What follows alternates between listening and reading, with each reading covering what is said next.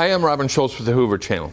Don't forget to hit subscribe so you'll always know when we have a new video coming up.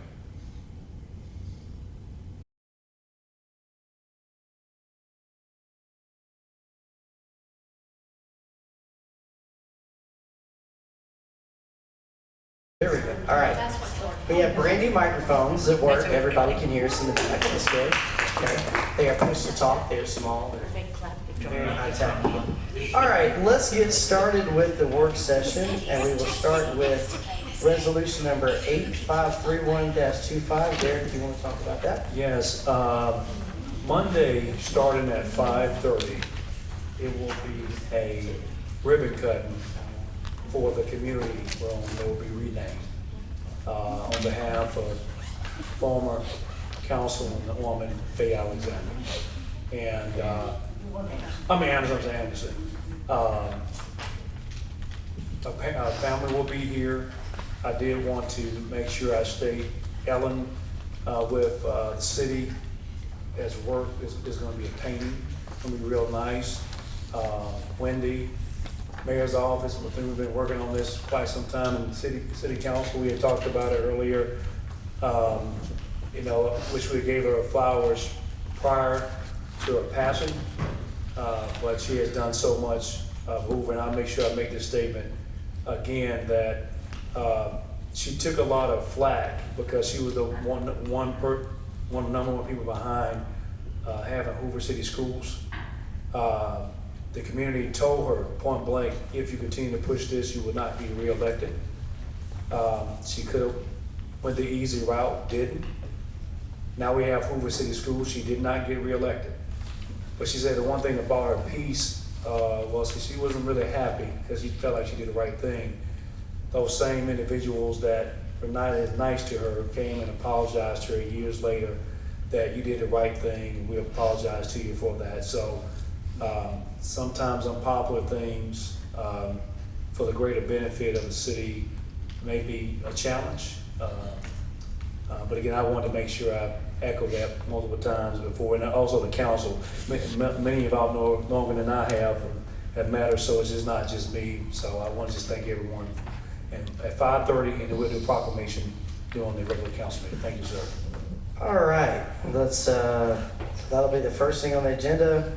And then we'll move to the consent agenda, and the first thing we'll do is talk about paying the bills, and then the minutes for the July 10th and July 14th meetings. And then we come to resolution number 8525-25, which is a alcohol license for the Municipal Gallery. There are no issues with this request from the police department or from the zoning department. All right, then we'll move on to resolution number 8526-25, which is a resolution authorizing the mayor to execute a court referral officer contract with the administrative director of courts, judicial branch, state of Alabama. Yes, sir.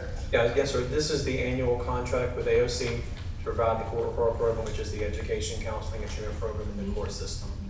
New contract is going to be for $94,932, paid monthly at $7,911 to the court.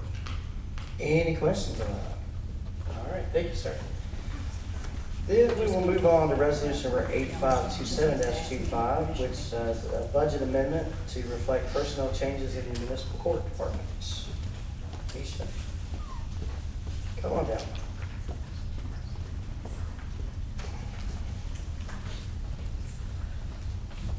All right, good evening. So it was a senior court magistrate supervisor position that is being downgraded, and 2 additional positions will be being created, one being an assistant court director. With all those changes, downgrading that senior magistrate supervisor position, and also creating a court magistrate coordinator position, all those changes result in a savings of $4,772.44. Any questions about them other than savings are always good? All right, and Mr. Miller will join us for. No questions? Thank you, I appreciate it. Thank you. We'll start with number 7, resolution number 8528-25, that authorizes the mayor to execute an agreement with Johnson Controls for maintenance on HVAC units and municipal buildings. Yes, sir. This is just our annual contract renewal. So this will take place October 1st, and we've got an amount on that one, $866,000, make sure I'm looking at the right one, $634 for Johnson Controls. Any questions on the Johnson Controls contract? And we have another one, the next item for Knox Pest Control. That's correct. So that, again, annual maintenance contract, that will start with October 1st. This one's in the amount of $9,640.50. Any questions on the pest control contract?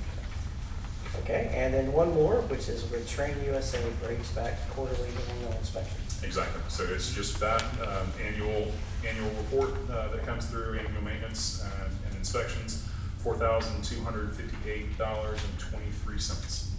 Any questions on the train contract? Okay, now going to the regular agenda, if you will hang out with us a little bit, we have resolution number 8532-25, which authorizes the mayor to enter into a lease agreement with the Alabama Department of Revenue for office space. Yes, I'm thrilled to bring this in front of you. It was a lot of work, a lot of conversations, a lot of back and forth. Thank you so much to our city attorney who's helped us walk through this. But this does, Wendy, do you mind bringing this one up? I want to make sure, because we went through so many versions of this one, I want to make sure this is the correct one.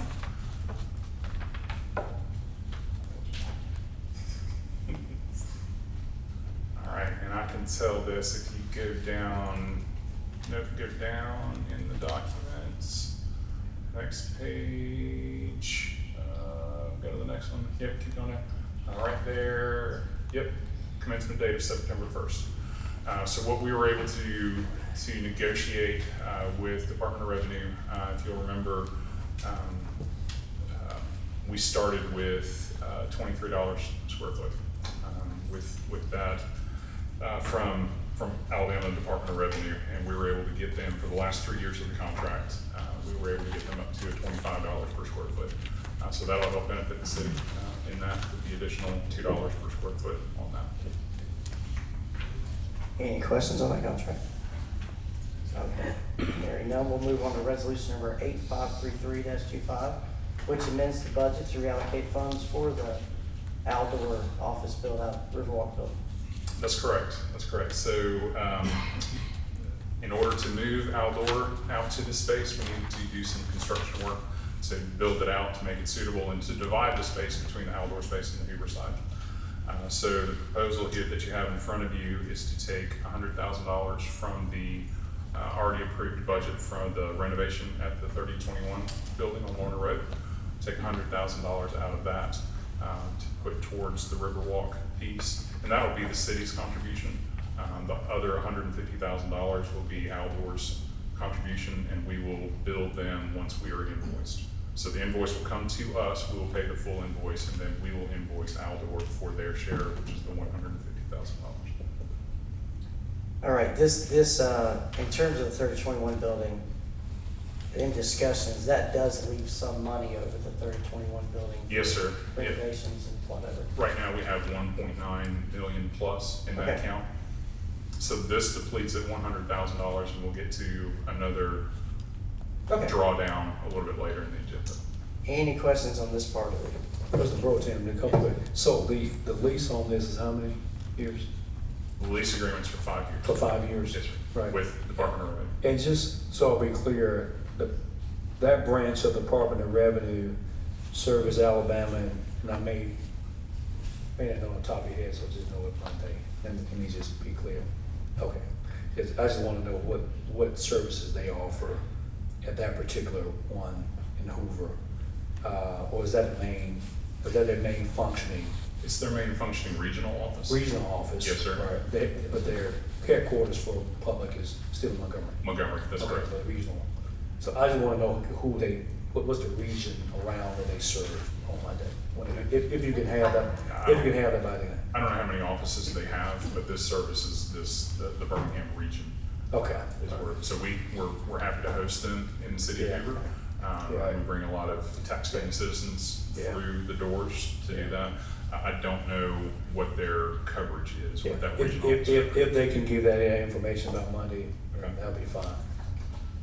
It's approximately, Yeah. 60 people working out of that office now, so that will be 60 people housed on the fourth floor of the Riverwalk Gotcha. building when they're moved. Does that make sense what I'm saying? Like, I know Birmingham, Hoover, the other cities. Sure. Okay, all right. Yeah, I need to find out how many regional offices they have, because it could go all the way up to Fultondale. Exactly. It could, Or Warrior. Could be, or Yeah. Warrior, sure. Trustful, Leeds.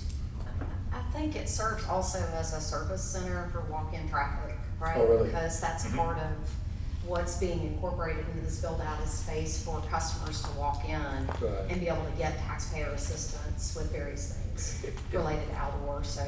Is also the Alabama State Forensic Unit there as well too? Not in the same area, but in that building footprint. It's in the PSC. It is Building not. footprint, Yes, but it's just not in the area that Department of Revenue. but it's in the occupies. footprint of the Of PSC. of PSC in general, yes. It is not affected by the Yeah, NCFI. I'm only asking, I'm trying to see how many agencies we have from state and federal there. We increased them quite a bit, which is good for the city. That's all I have for the present project. Any other questions about this? Right.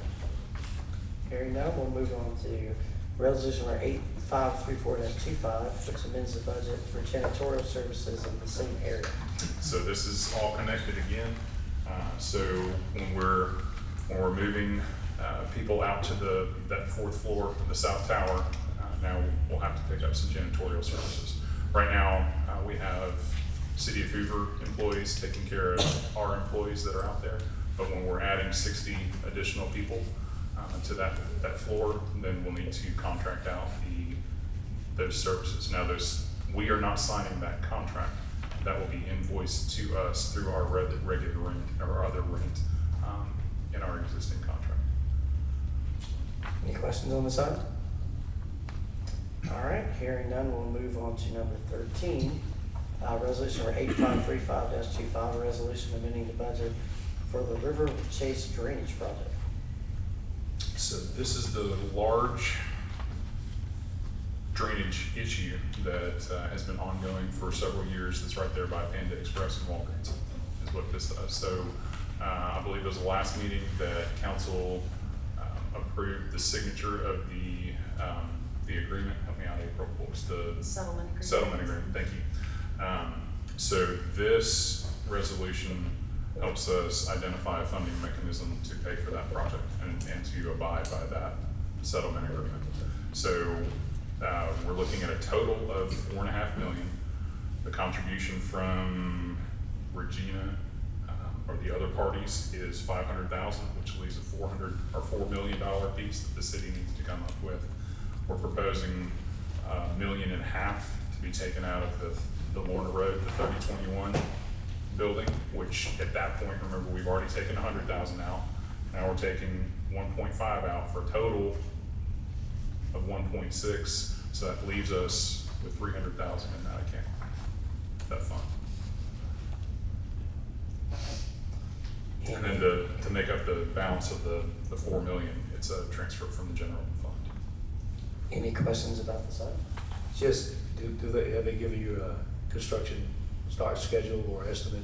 We're working through that right now. Okay. We have to advertise this for approximately 4 weeks. Okay, so you're doing the bid process now, currently? That's correct. So we're in the process of getting that out to advertise, and we'll have a mandatory pre-bid meeting on this with the contractors, which is another reason to extend that out to the 4 weeks so they have a time to digest that. One thing just to remind, this was the issue that was related to a previous decision that council determined this was a public purpose to address this public safety need because of the problems that happen at that intersection when flooding occurs. It's not safe. So this is that same issue, addressing that same issue. Thank you. Any other questions about this item? All right, thank you both. Thank you. We now move on to the grass cutting part of the agenda that goes for the rest of it. And Mac, you're up for about the next hour, it looks like. So we just start with number 14 and go through what looks like 19, then we have a break, and then we pick back up on 21 through 23. Okay, I'll cycle through these fairly quickly. As of this week, we have 4 new nuisances that need a declaration. 2208 Larkspur Drive, 2236 Partridge Lane, 2874 Wisteria Drive and 3501 Laurel View Lane. As is customary, we will have an updated report Monday night with pictures. Hopefully some of those will address themselves in the time frame between now and then. But if not, we'll have pictures and we'll request nuisance declarations on those. The next two items are abatements of nuisances that have already been declared such. One 1301 Daria Street, the other 3460 Sheila Drive. Again, we'll have an updated report for the council on Monday night to see if those are still in a condition requiring abatement. Any questions on those items? I tell you this, from a business standpoint, if I'm a lawn care person, I just follow city council meeting throughout the region. And probably a meeting there by time. They would do well. That's me personally. That may be a good idea to tell your friends. Any other questions on those items? All right, let's do number 20, ordinance number 252678.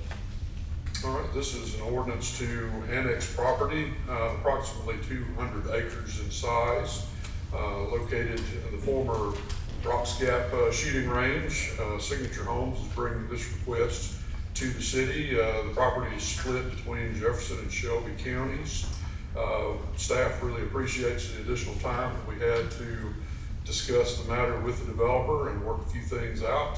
So we're at a point now where any other issues that are left to work through from the development standpoint, we feel like can be accomplished when a zoning request comes before the city.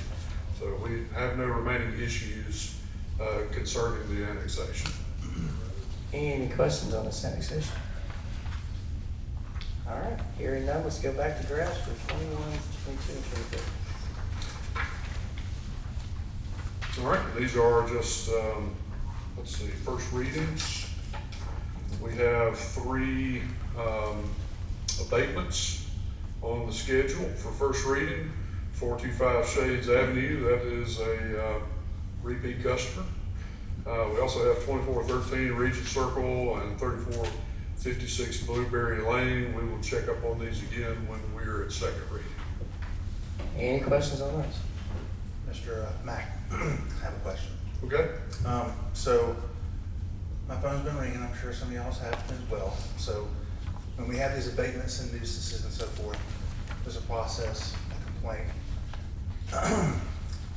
Now it's political season and we have signs in the right of way. What kind of enforcement is going to happen? What's the procedure for that?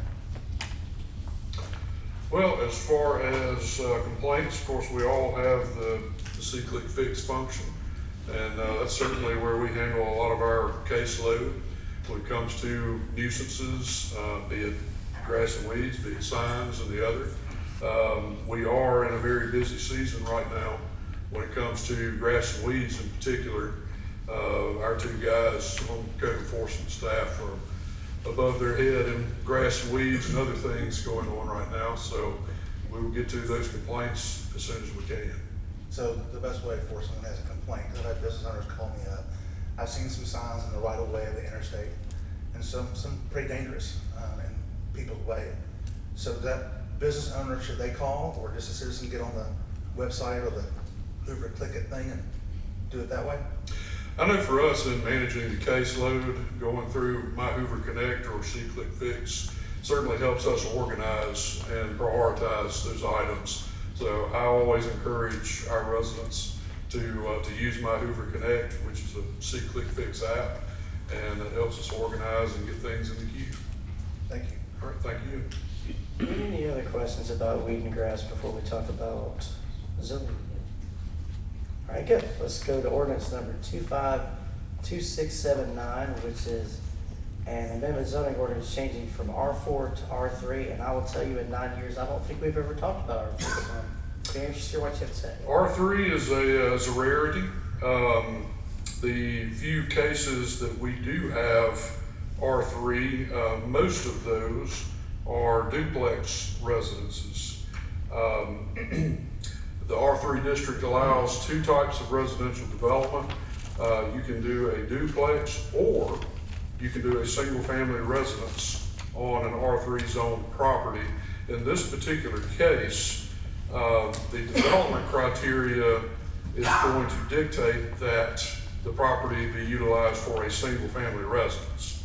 The reason that we selected the R3 district is because this particular lot is less than 12,000 square feet, which is the cutoff for the R2 single-family residential district. An R3 district will allow for a single-family home on this site.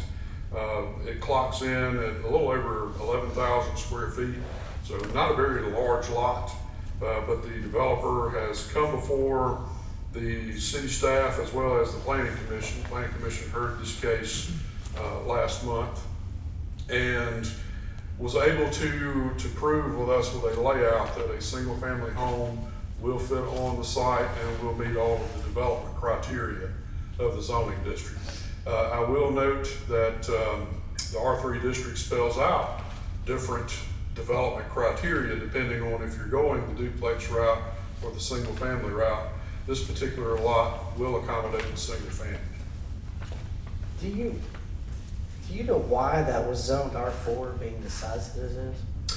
It would be speculation on my part. I will note that the property immediately adjacent to this site to the east is a daycare center that I think most people in the Bluff Park community are familiar with.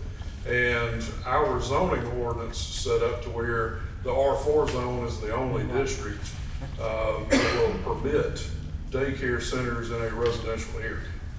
And so I would presume that it's a leftover from when the daycare center was zoned for that use. I don't have any other details beyond that. I was just curiosity. I mean, I know that like I said, we've never talked about R3 the entire 9 years I've been here, and a lot of this zoning stuff is fascinating. It's really cool when you look at older areas like Bluff Park, and you see things that are zoning anomalies. How that just to kind of understand what's going on there. That does make sense for the daycare. And a lot of that carries over from the zoning patterns that were in place in Jefferson County before Hoover was incorporated into and annexed into the city of Hoover. Any other questions besides me? Okay. All right. Well, that brings us to the end of the agenda. We'll be back Monday night. We'll start with the renaming of the community room, and then we go from there. Anybody have anything before we adjourn? 5:30. 5:30 is where we're gonna have the ribbon cutting out here, so please come for that. And as we rename the community room, anybody have anything? All right. Well, with that, we're adjourned.